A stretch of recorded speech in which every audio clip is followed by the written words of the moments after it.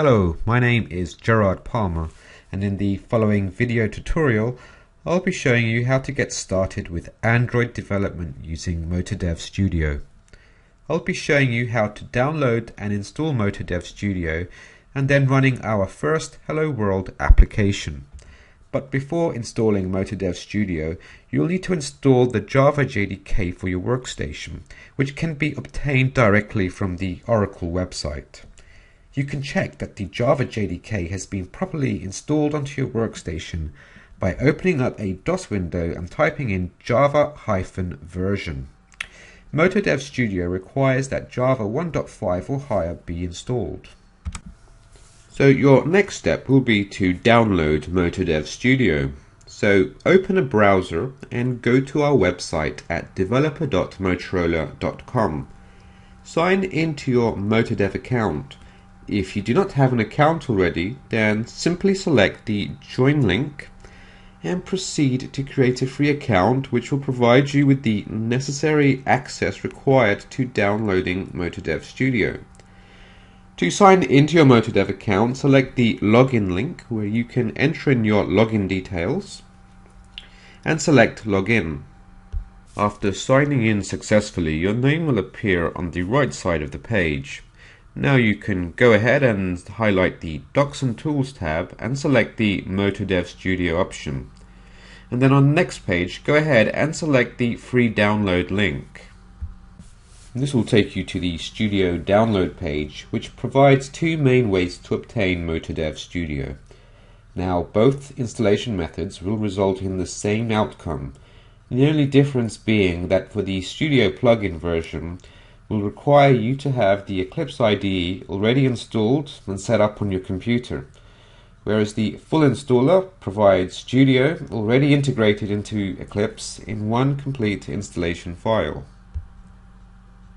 So we are going to be looking at the MOTODEV Studio full installer. As you can see, we support 3 different platforms, and as I am running Windows 32-bit XP, I'll be selecting the Studio 32-bit installer. Obviously, if you have a 64-bit version of Windows, then I would recommend that you install the 64-bit version of Studio. When the download is completed, you can close your browsers and go to the download directory, where you'll find the MOTODEV Studio installer. Now double-click and launch the MOTODEV installer. So we're now going to be installing Studio onto our workstation. And the installation wizard will present us with some basic options which we are going to go through now. Firstly, you'll be presented with a license agreement that you'll need to read through in your own time and select I accept when you wish to proceed. In the next screen, we are presented with the directory in which we wish to install Studio. I'm going to accept the default directory and select Next. Now Studio checks to see whether you have sufficient available space for the installation. If there's sufficient space, then you can proceed. Finally, we can add some convenient shortcuts for launching MOTODEV Studio. I'll create a desktop shortcut and select the Next option. Okay, so this is the final screen where we get to review what we are going to install and where. If you are happy with this, then select the Next button to proceed. So we are now installing Studio onto our workstation.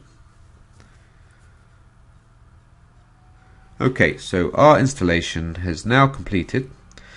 So we can now select the Next button and then Finish to exit the installer. As you can see, the MOTODEV Studio shortcut has been created on our desktop. And all we need to do is double click on the icon to launch the Studio. Studio will prompt us for a directory in which to create a workspace. This workspace is a location where all our Android projects will be stored. Again, you can specify the directory of your choosing, but I'll go ahead with the default option.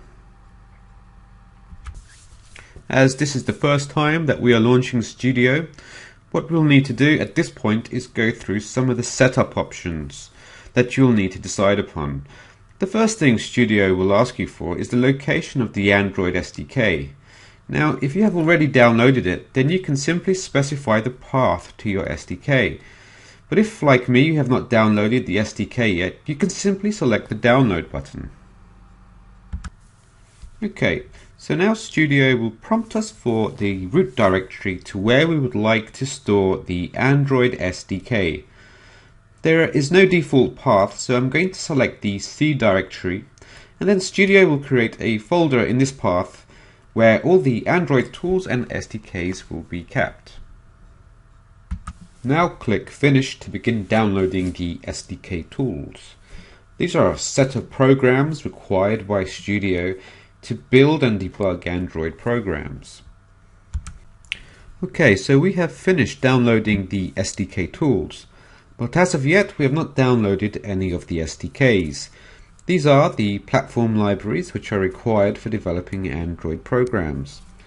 So you'll need to select Yes at this point, and we'll have a look at the SDK Manager to see what SDKs are available for us to download. So as you can see here, the list of SDKs are being directly populated from the Google site. You can see all the SDKs from 1.5 to 4.03 are available for us to download. So which ones you choose will depend upon your requirements, such as which devices you wish to build your application for. There is nothing stopping you from installing all of the SDKs, but be warned, this would definitely take a long time if you were to do it all in one go. So let's download a few SDKs for now. As you expand the tree on one of the SDK platforms, you can see a number of options listed underneath.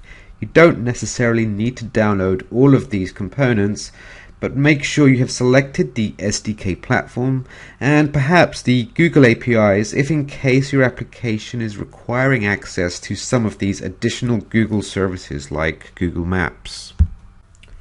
You can continue to select different SDK versions which you want to be downloaded. I'm going to now select the Gingerbread SDK, which is the 2.3.3, and I'll select as well the DroidFor SDK add-on. The SDK add-on provides an excellent way in which you may want to test your application on an emulated handset. Okay, so let's go ahead and install these 12 SDK packages. Make sure you select Accept All and then select Install.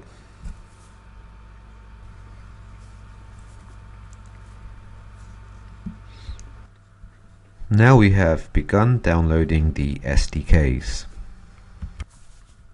Okay, so if like me you have selected to install a Motorola SDK add-on, you will be prompted to enter in your MOTODEV account details. This is because the SDK add-on is provided by MOTODEV and is only made available to those registered members. Okay, so we have now finished to download all of our selected SDKs, and we're now prompted to create a new AVD. So go ahead, and we're going to create a Gingerbread AVD using the Google SDK. So I'm going to call this Vanilla GB. Select Next. So this is where we can configure the AVD, and there are a few options here for us to consider. The main one is the AVD target, and this refers to the SDK platform that our virtual device will take on. I will set the platform for this virtual device to be the Google 2.3.3 SDK that we have just downloaded from the SDK Manager. Next, I want to give this AVD a SD card and with the capacity of 100 megabytes. And finally, to save this AVD, click on Finish.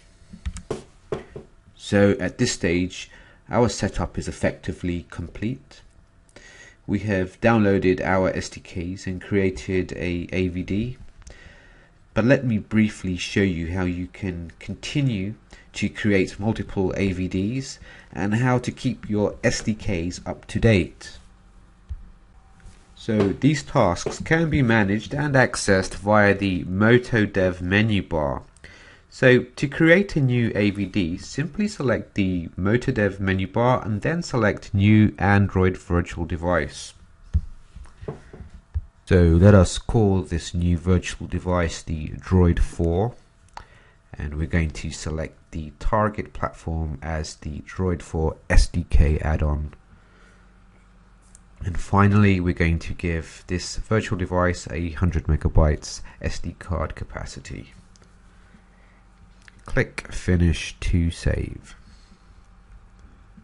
So at this point, we should have 2 AVDs configured. So now let's have a look at how to update our SDK platforms via the SDK manager. So go to the MOTODEV menu, select Download Components, and then select Download Platforms. So we are already familiar with the SDK manager, and from this point we can continue to download any SDK or SDK add-on, or even download any future SDK releases that Google make available. Okay, so if you are happy with the SDKs that you have installed, you can close the SDK Manager window, and we are actually ready to begin creating our first Android project. So this is a simple enough task. All you need to do is select the MOTODEV menu and select New Android Project. This will start a project creation wizard, which requires some input from you to configure the high-level properties of your application. The first thing you need to give is the name to the project. So I'm just going to call this project Hello World. The second thing you need to consider is the target platform that you want to build your project against. I'm going to select the Gingerbread platform, which is the 2.3.3 SDK. Then select a name that your Android application will be called before selecting the Finish button to create your project. So our new project called Hello World is now being created into our workspace, which you can now see on the left panel of MOTODEV Studio. If we open up the project, we can see first of all that the project is being created against the Gingerbread SDK. And if we briefly have a look at the source code of this project, we'll find that it contains a very basic activity class that will display the text Hello World inside a view. This is just a standard boilerplate application which is created automatically for every new project. In its current form, this project is complete and ready to run. So the next thing we need to do is create a run configuration so that this application can be run on either of our 2 virtual devices. To create a run configuration, select the pull-down menu next to the run icon and select Run Configurations. Now select Android application using MOTODEV Studio. So what we want to do here is select the project that we wish to run, in this case Hello World, against the virtual device that we want to run it against. So let's select the vanilla Gingerbread. Then we'll give a name for this run configuration. Let's call it Hello World Vanilla. This is to indicate that our Hello World program will be run on the vanilla emulator. Then select Apply. You can create as many run configurations as you like. I'm going to create another configuration, this time to run the Hello World application against the Droid4 virtual device. Okay. So we have now created 2 run configurations for our Hello World application. And suppose now we would like to run the Hello World application on the vanilla Gingerbread virtual device. We just need to select that configuration and select Run. So in the right panel of MOTODEV Studio, you can see that there is an emulator window where the Gingerbread emulator is now being loaded into, and we'll be able to run and test our application from inside this virtual device. We can now see our Hello World application running inside the emulator. So let's test our Hello World application on the Droid4 emulator. So let's go back to the Run configurations and select the Droid4 configuration here and select Run. Select Ignore here, otherwise the same application will run in the existing emulator.